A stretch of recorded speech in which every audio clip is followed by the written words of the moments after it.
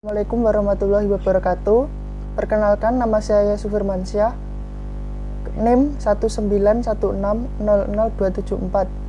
Saya di sini sebagai moderator kelompok 4. Saya akan memandu jalannya diskusi kali ini. Kita akan membahas tentang siklus akuntansi. Halo teman-teman, perkenalkan nama saya Kastul Saburju dengan NIM 191600153. Kali ini saya akan menjelaskan tentang jurnal khusus, di mana jurnal khusus itu terdiri dari 3 bagian. Yang pertama, jurnal khusus pembelian, lalu yang kedua, jurnal khusus pengeluaran kas, dan yang ketiga adalah jurnal khusus penjualan khusus. Jurnal khusus adalah jurnal yang digunakan hanya untuk mencatat kelompok transaksi-transaksi yang sejenis. Kemudian jurnal khusus pembelian. Jurnal khusus pembelian adalah jurnal yang khusus digunakan untuk mencatat pembelian secara 100 di posisi kredit, yaitu bagian akun kas, karena kita membayar beban gaji, membayar dengan uang kas, dan kas kita berkurang, posisinya di kredit.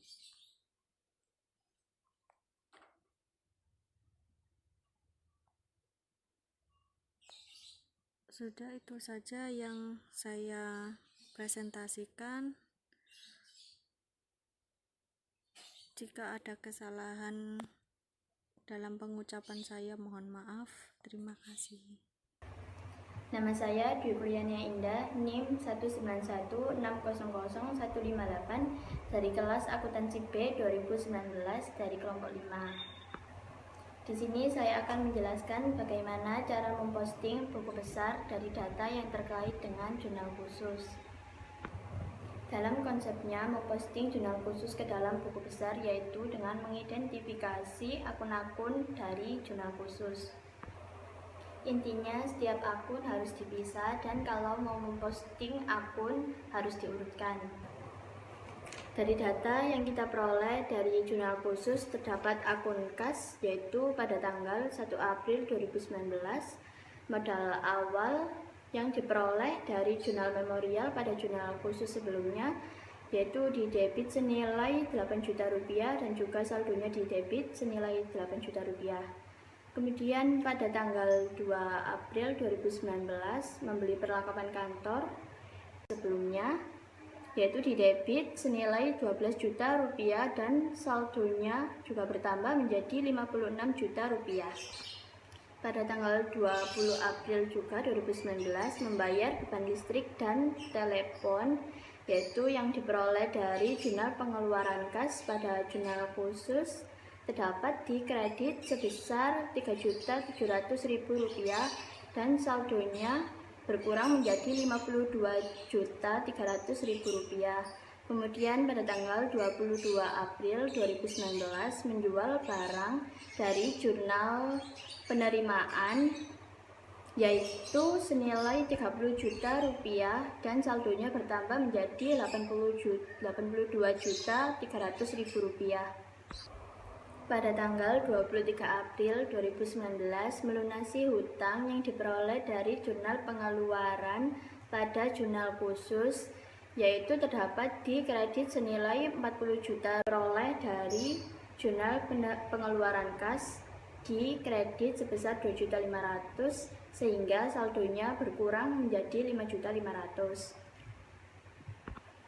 Kemudian pada tanggal 8 April 2019 menjual barang yang diperoleh dari jurnal penerimaan kas pada jurnal khusus terdapat di debit senilai Rp41.500.000. Kemudian berarti saldonya bertambah menjadi Rp47 juta.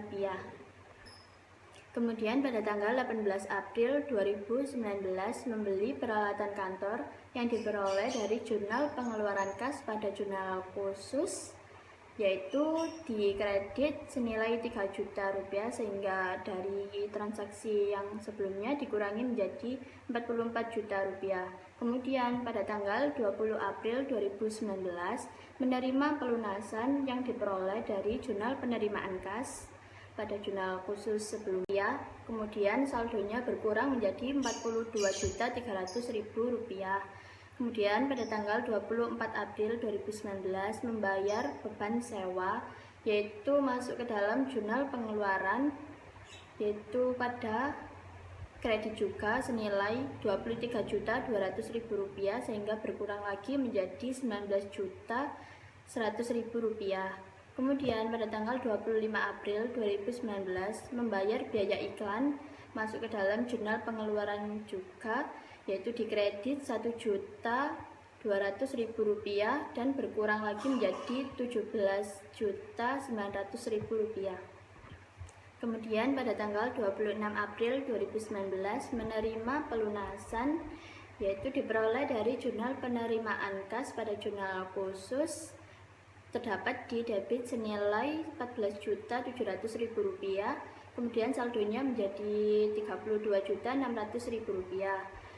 Kemudian pada tanggal 29 April 2019 menjual barang, yaitu sama masuk ke dalam jurnal penerimaan kas, kemudian debitnya menjadi Rp1.000.000, kemudian saldonya bertambah menjadi Rp33.600.000. Kemudian pada tanggal 30 April 2019 membayar gaji, diperoleh dari jurnal pengeluaran kas, yaitu dikredit senilai Rp2.100.000, kemudian saldonya berkurang menjadi Rp31.500.000. Kemudian pada tanggal 30 April juga tahun 2019 hutang bank, yaitu diperoleh dari jurnal memorial, debitnya senilai Rp6.900.000, jadi saldonya total menjadi Rp38.400.000. Akun yang kedua yaitu piutang dagang. Pada tanggal 5 April 2019 menjual barang kredit, diperoleh dari jurnal penjualan pada jurnal khusus, masuk ke debit senilai Rp14 juta, kemudian saldonya juga di debit senilai sama Rp14 juta. Kemudian pada tanggal 17 April 2019 menjual barang kredit, masuk ke jurnal penjualan juga senilai Rp15 juta, kemudian saldonya bertambah menjadi Rp29 juta. Kemudian pada tanggal 20 April 2019 menerima pelunasan yang diperoleh dari jurnal penerimaan kas, yaitu dikredit senilai Rp12 juta dan saldonya berkurang menjadi Rp17 juta. Kemudian pada tanggal 26 April 2019 menerima pelunasan juga dari jurnal penerimaan kas, dikredit senilai Rp15 juta sehingga saldonya hanya tinggal Rp2 juta. Akun yang ketiga yaitu persediaan barang dagang, yaitu pada tanggal 1 April 2019 terdapat modal awal, yaitu diperoleh dari jurnal memorial pada jurnal khusus senilai Rp60 juta di debit, jadi saldonya juga Rp60 juta. Nama akun selanjutnya yaitu perlengkapan.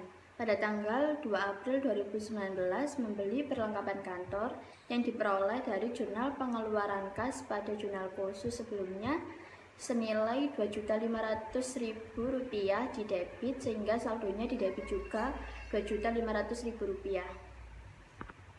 Nama akun selanjutnya yaitu peralatan. Pada tanggal 18 April 2019 membeli peralatan kantor yang diperoleh dari jurnal pengeluaran kas pada jurnal khusus senilai Rp3 juta di debit, jadi saldonya juga di debit Rp3 juta.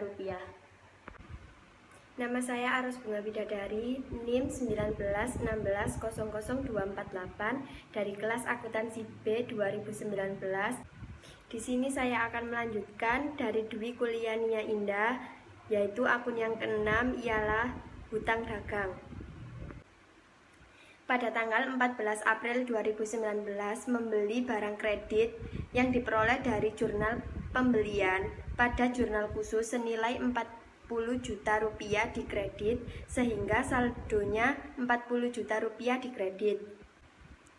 Kemudian pada tanggal 23 April 2019 melunasi hutang yang diperoleh dari jurnal pengeluaran senilai Rp40 juta di debit, sehingga saldonya Rp40 juta.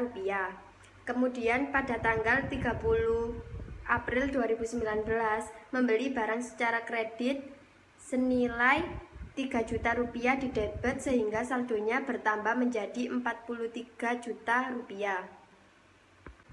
Akun yang ketujuh yaitu hutang bank. Pada tanggal 30 April 2019, hutang bank yang diperoleh dari jurnal memorial senilai 5 juta rupiah dikredit sehingga saldonya dikredit 5 juta rupiah. Yang ke-8 yaitu akun modal. Pada tanggal 1 April 2019, modal awal yang diperoleh dari jurnal memorial senilai 68 juta rupiah dikredit sehingga saldonya dikredit 68 juta rupiah. Yang ke-9 yaitu akun penjualan.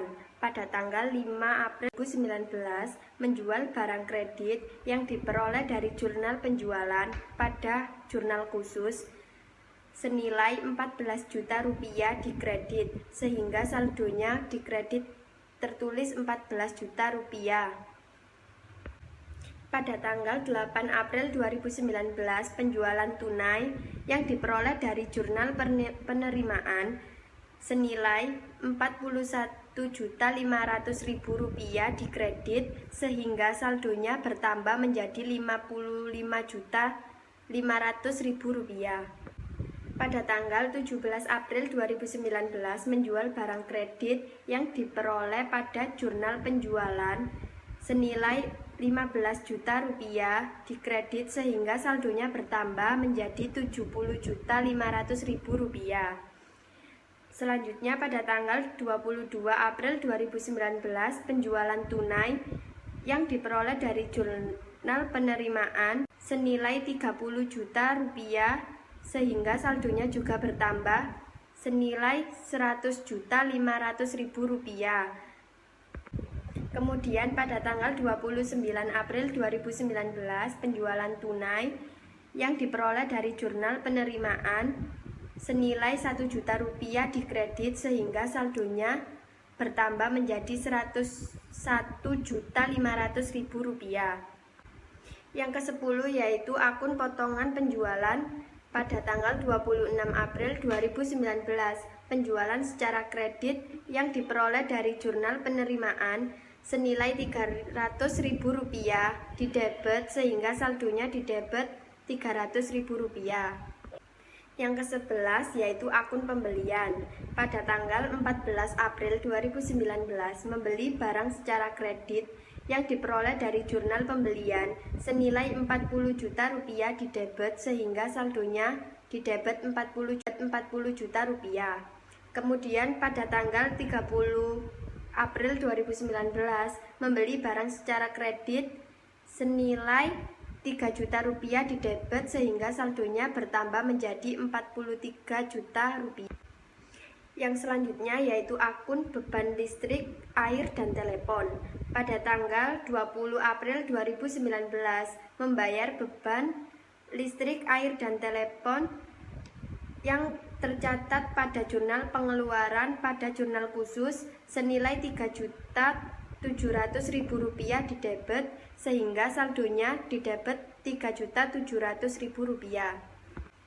Yang selanjutnya yaitu akun beban sewa. Pada tanggal 24 April 2019 membayar beban sewa yang diperoleh dari jurnal pengeluaran senilai 23.200.000 rupiah didebet sehingga saldonya didebet 23.200.000 rupiah. Yang selanjutnya yaitu akun beban iklan. Pada tanggal 25 April 2019 membayar beban iklan yang diperoleh pada jurnal pengeluaran senilai 1.200.000 rupiah didebet sehingga saldonya didebet 1.200.000 rupiah. Yang selanjutnya atau yang terakhir yaitu beban gaji. Pada tanggal 30 April 2019 membayar beban gaji yang diperoleh dari jurnal pengeluaran pada jurnal khusus senilai 2.100.000 rupiah didebet sehingga saldonya didebet 2.100.000 rupiah. Selamat siang, nama saya Afrenta Mamu, NIM 1916000185. Saya dari kelompok 4 ingin menjelaskan tentang tabel neraca saldo yang telah kami buat dari transaksi usaha dagang Jaya Abadi Sentosa. Nah, sebelum saya menjelaskan tentang tabel neraca saldonya, terlebih dahulu saya akan menjelaskan tentang pengertian neraca saldo. Neraca saldo ialah daftar yang berisi saldo-saldo dari seluruh akun-akun yang ada di dalam buku besar yang diposting ke neraca saldo pada periode tertentu. Dalam sistem pembukuan, pendebitan sebagai akibat dari suatu transaksi harus sama dengan pengkreditan dari transaksi yang bersangkutan.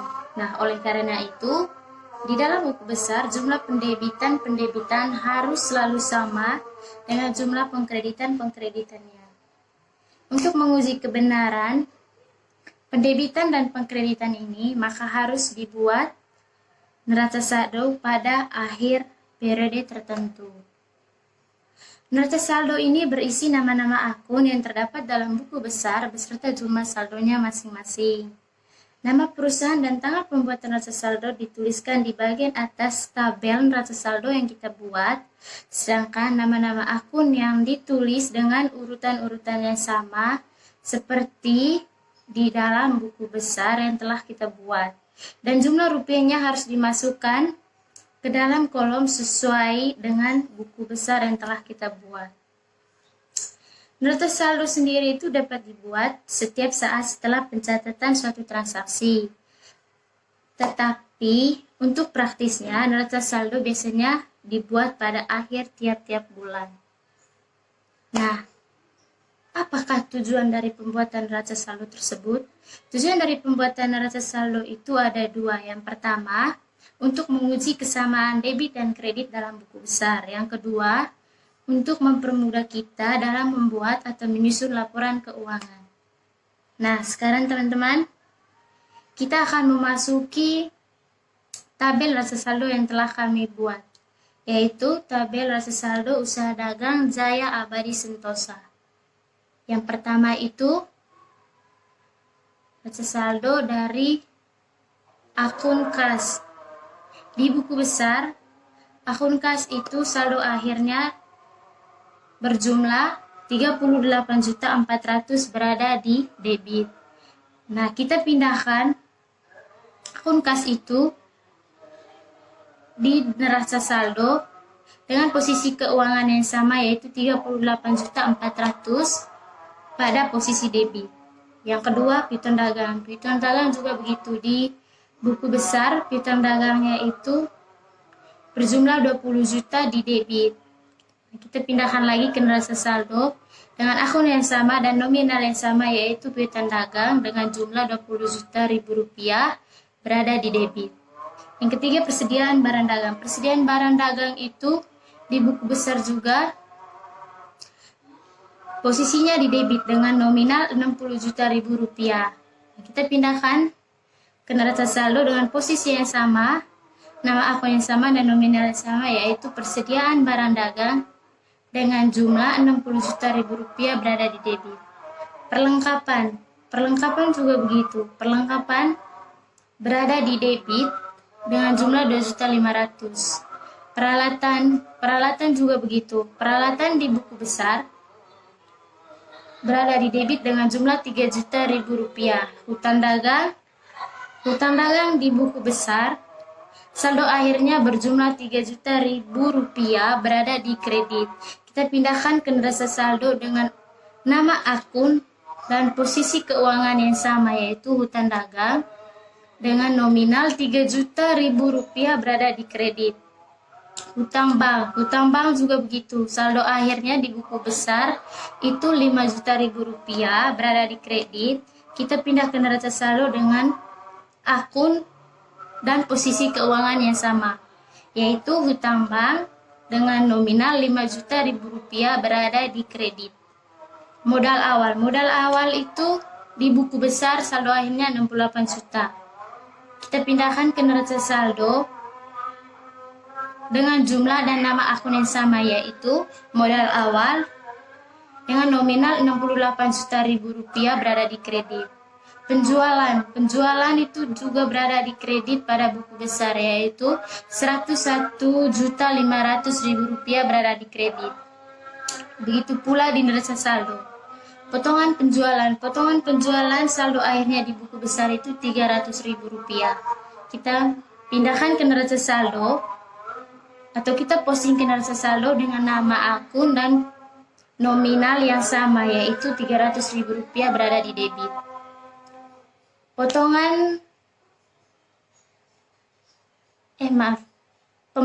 Pembelian di buku besar pembelian itu saldo akhirnya 43 juta rupiah berada di debit.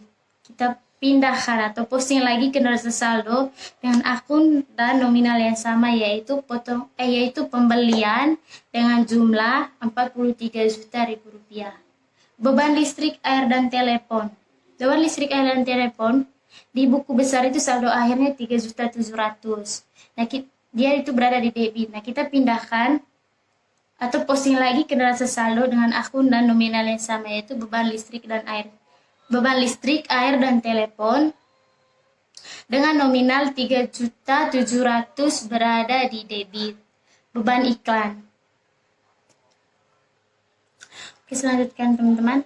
Beban iklan di buku besar itu saldo akhirnya 1.200.000 berada di debit.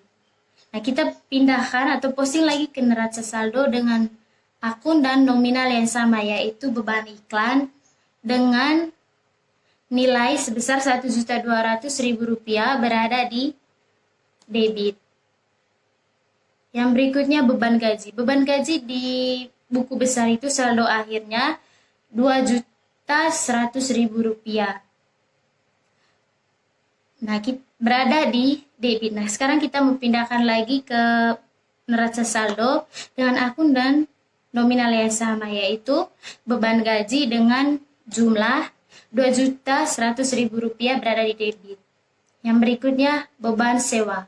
Beban sewa di buku besar itu saldo akhirnya 21.300.000. Nah, sekarang berada di debit. Nah, sekarang kita pindahkan lagi ke neraca saldo atau posting lagi ke neraca saldo dengan akun dan nominal yang sama, yaitu beban sewa. Beban sewanya itu berada di debit dengan nilai 21.300.000 rupiah. Nah, sekarang supaya kita tahu apakah sama atau tidak jumlah dari debit dan kredit yang ada di neraca saldo, kita jumlahkan seluruh nominal yang ada di debit dengan kredit itu. Kita taruh di bawah kolom yang ada di tabel neraca saldo. Nah, di sini punya kelompok kami itu sudah balance. Hasilnya itu di debit 177.500.000 rupiah. Begitu pula di kredit dengan nilai yang sama, yaitu 177.500.000 rupiah. Sekian dari kelompok kami penjelasannya mengenai neraca saldo. Semoga bermanfaat. Terima kasih. Halo teman-teman, saya Maria Masli Murni, NIM 1916000173. Teman-teman, kali ini saya akan menjelaskan tentang tabel jurnal penyesuaian. Sebelum saya menjelaskan tabel jurnal penyesuaian, saya akan menjelaskan terlebih dahulu pengertian jurnal penyesuaian dalam akuntansi.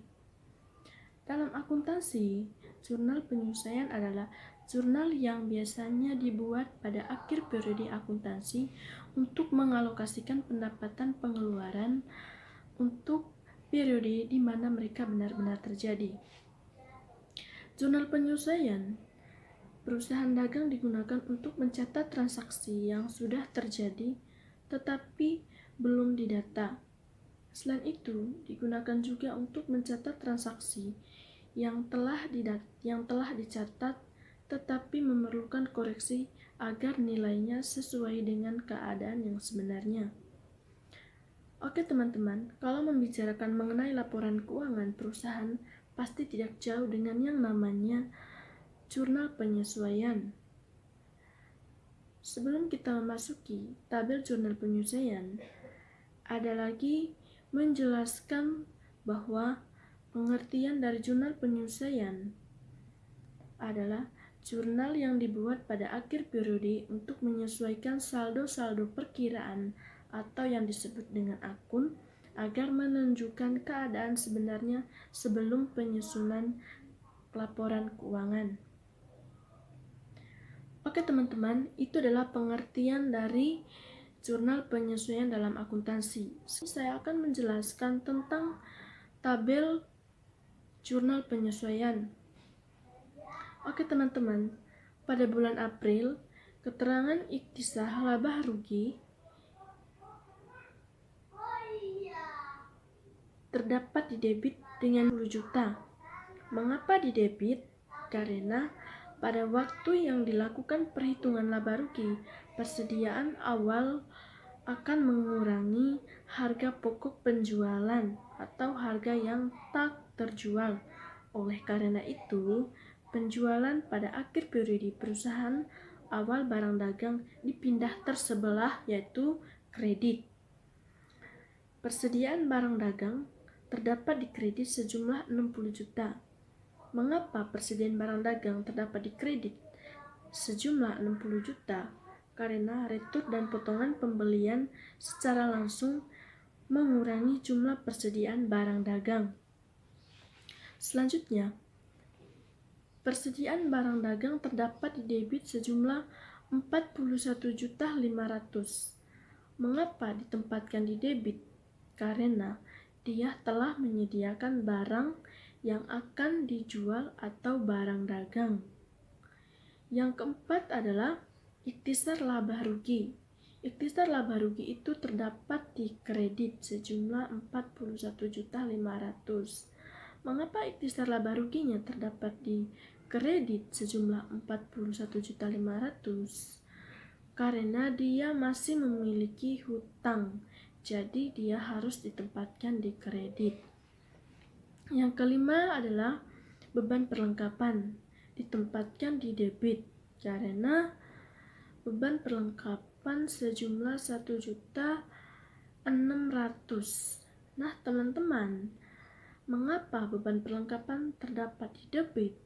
Itu karena dia memiliki pemakaian perlengkapan dalam suatu perusahaan.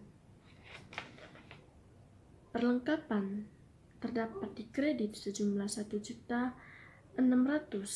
Mengapa perlengkapan ini terdapat di kredit? Karena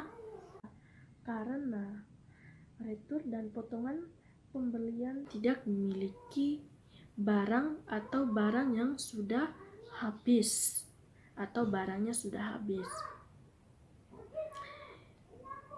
Yang terakhir adalah beban gaji terdapat di debit sejumlah 300.000.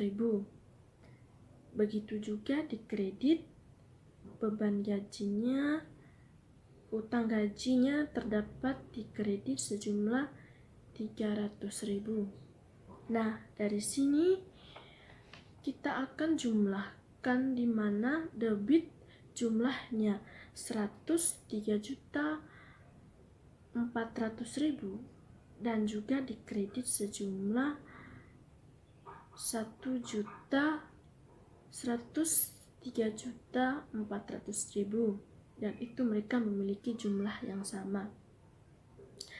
Baik teman-teman, itu adalah penjelasan tentang tabel jurnal penyesuaian. Jika ada kesalahan dalam penjelasan saya, mohon teman-teman diperbaiki. Terima kasih. Selamat siang.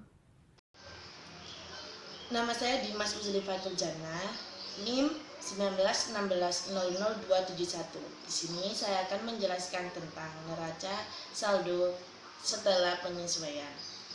Pengertian pada umumnya yaitu kolom yang sudah mencerminkan atau menunjukkan keadaan yang sebenarnya. Informasi-informasi angka yang terdapat pada kolom ini adalah hasil dari menambahkan atau mengurangkan angka-angka yang ada di dalam jurnal penyesuaian. Saldo atau angka atau akun perkiraan yang tidak dipengaruhi oleh jurnal penyesuaian dapat langsung dipindahkan ke kolom neraca saldo setelah penyesuaian. Di sini saya akan memberikan penjelasan sedikit tentang neraca saldo setelah penyesuaian dari kelompok kami. Nomor akun 101, nama akun kas. Nilai ini diperoleh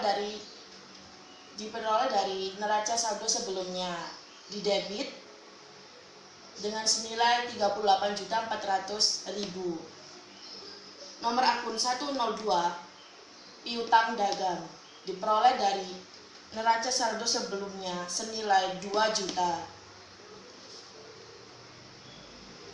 103, persediaan barang dagang, diperoleh dari neraca saldo sebelumnya dengan senilai 41.500.000. Nomor akun 104, perlengkapan, diperoleh dari neraca saldo sebelumnya dan jurnal penyesuaian sebelumnya, di debit dengan nilai 900.000. Nomor akun 111, peralatan, diperoleh dari neraca saldo sebelumnya senilai 3 juta, di debit. Nomor akun 201, utang dagang, diperoleh dari neraca saldo sebelumnya senilai 3 juta, di kredit. Nomor akun 202, utang bank, diperoleh dari neraca saldo sebelumnya senilai 5 juta, di kredit. Nomor akun 301, modal, diperoleh dari neraca saldo sebelumnya senilai 68 juta, di kredit. Nomor akun 401 dengan nama akun penjualan, diperoleh dari neraca saldo sebelumnya juga senilai 101.500.000. Nomor akun 402, nama akun potongan penjualan, diperoleh dari neraca saldo sebelumnya senilai 300.000. Nomor akun 501, nama akun pembelian, diperoleh dari neraca saldo sebelumnya juga senilai 43 juta. Nomor akun 601, beban listrik, air, dan telepon, diperoleh dari neraca saldo sebelumnya senilai 3.700.000. Nomor akun 602, beban iklan, diperoleh dari neraca saldo sebelumnya senilai 1.200.000. Nomor akun 603, beban gaji, diperoleh dari neraca saldo sebelumnya ditambah dengan jurnal penyesuaian senilai 2.400.000, di debit. Nomor akun 604, beban sewa, diperoleh dari neraca saldo sebelumnya senilai 21.300.000, di debit. Nomor akun 202, nama akun hutang gaji, diperoleh dari jurnal penyesuaian senilai 300.000, di kredit. Nomor akun 403, ikhtisar laba rugi, diperoleh dari jurnal penyesuaian senilai 60 juta dan dikredit 41.500.000. Nomor akun 611, nama akun beban perlengkapan, diperoleh dari neraca saldo yaitu senilai 1.600.000. Jumlah debit 219.300.000 dan kredit 219.300.000, berarti balance. Terima kasih. Assalamualaikum warahmatullahi wabarakatuh. Perkenalkan, nama saya Devina Yuliatus Solihah dengan NIM 191600125. Baik, saya akan menjelaskan tentang laporan laba rugi yang saya kerjakan, yaitu Laporan laba rugi dari penjualan bersih.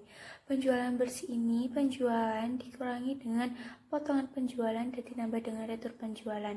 Jadi penjelasannya seperti ini. Penjualannya totalnya 101.500 dikurangi dengan potongan penjualan yaitu dengan jumlah 300. Jadi totalnya itu 101.200. Untuk selanjutnya yaitu persediaan awal. Persediaan awal di perusahaan yang saya kerjakan yaitu dengan total 60 juta. Pembelian bersih ini berasal dari pembelian ditambah dengan beban angkut pembelian, dikurangi dengan retur pembelian ditambah dengan potongan pembelian. Sehingga tertotal di sini 43 juta. Dan barang yang siap jual itu dari hasil persediaan awal ditambah dengan pembelian bersih, yaitu totalnya 103 juta. Persediaan akhir ini berasal dari jurnal penyesuaian yang bersaldo 41.500.000 untuk menentukan harga pokok penjualan, yaitu dari barang yang siap jual dikurangi dengan persediaan akhir. Jadi 103 juta dikurangi dengan 41.500 itu menjadi total harga pokok penjualan dengan jumlah 61.500. Dari sini laba kotor sudah diketahui dengan total 39.700.000 yaitu dari penjualan bersih dengan total 101.200 dikurangi dengan harga pokok penjualan dengan total 61.500 sehingga bertotal dengan 39.700 yaitu laba kotor. Selanjutnya, total beban pun juga diikuti dalam laporan laba rugi. Total beban seluruhnya yaitu dengan jumlah 30.200.000 ya dari beban sewa, beban iklan, beban tenaga air listrik, dan beban gaji. Itu totalnya 30.200.000 sehingga 39.700 dikurangi dengan 30.200 dengan total 9.500 ini adalah laba bersih dari perusahaan yang saya kerjakan. Itulah penjelasan dari laporan laba rugi perusahaan yang saya kerjakan dengan mendapatkan laba sebesar 9.500. Laporan perubahan modal merupakan laporan keuangan yang berisikan perubahan modal akibat kegiatan operasional perusahaan dalam satu periode tertentu. Laporan perubahan modal ini bersumber pada neraca lajur atau worksheet dan laporan laba rugi. Rumus perubahan modal adalah modal lahir sama dengan modal awal ditambah hasil pengurangan dari laba bersih dan privat. Komponen yang ada di dalam laporan perubahan modal kita ambil contoh seperti siklus akuntansi yang sudah kita buat yaitu UD Jaya Abadi Santosa. Yang pertama ada modal awal, dan modal awal ini dapat dilihat di neraca saldo setelah disesuaikan, di situ tertulis sebesar 68 juta. Kemudian ada laba bersih. Laba bersih ini dapat dilihat di laporan laba rugi. Di situ tertulis sebesar 9.500.000. Karena tidak ada privat di siklus akuntansi perusahaan ini, maka tidak ada pengurangan yang terjadi di dalam laba bersih. Maka dari itu, langsung saja menambahkan dari modal awal ditambah laba bersih, hasilnya akan menjadi modal akhir. Assalamualaikum warahmatullahi wabarakatuh. Perkenalkan, nama saya Devina Yuliatus Solihah dengan NIM 191600125. Di sini saya akan menjelaskan tentang laporan posisi keuangan dalam suatu perusahaan yang saya kerjakan. Sebelumnya, apa sih laporan posisi keuangan itu? Laporan posisi keuangan adalah laporan keuangan suatu entitas yang diproduksi pada suatu periode akuntansi yang menunjukkan posisi entitas tersebut pada akhir periode. Berikut ini saya akan menjelaskan tentang laporan posisi keuangan yang saya kerjakan. Laporan posisi keuangan yaitu ada aktiva dan pasiva. Untuk aktiva itu terdiri dari harta lancar dan harta tetap, sedangkan pasiva ada liabilitas dan ekuitas. Harta lancar seperti kas, piutang dagang, persediaan barang dagang, perlengkapan, itu yang disebut dengan harta lancar. Dari nominal ini semua bisa dilihat dari neraca saldo setelah disesuaikan dengan nomor akun 1 sampai 3. Mari kita lanjutkan. Untuk kas dengan total 38.400.000 dan piutang dagangnya dengan jumlah 2 juta, persediaan barang dagangnya dengan total 41.500.000 dan perlengkapannya dengan total 900. Jadi jumlah harta lancar seluruhnya yaitu 82.800.000. Sedangkan harta tetap yaitu terdiri dari peralatan dengan jumlah 3 juta. Jadi jumlah harta lancar dan harta tetap yaitu 85.800.000. Sedangkan yang sebelah sini pasiva, liabilitas itu terdiri dari hutang dagang, hutang bank, hutang gaji. Hutang dagang dengan total akhirnya 3 juta dan hutang bank dengan total 5 juta dan hutang gaji dengan total 300. Jadi jumlah liabilitas yaitu 8.300.000. Sedangkan ekuitas ini adalah modal akhir. Modal akhir ini dari laporan ekuitas dengan total 77.500.000. Jadi akhir jumlah liabilitas dan ekuitas adalah 85.800.000. Dari laporan posisi keuangan ini harus balance atau harus sesuai aktiva dan pasiva. Jika tidak sesuai, maka akan ada kesalahan dalam pembukuan sebelumnya. Terima kasih atas penjelasan dari saya.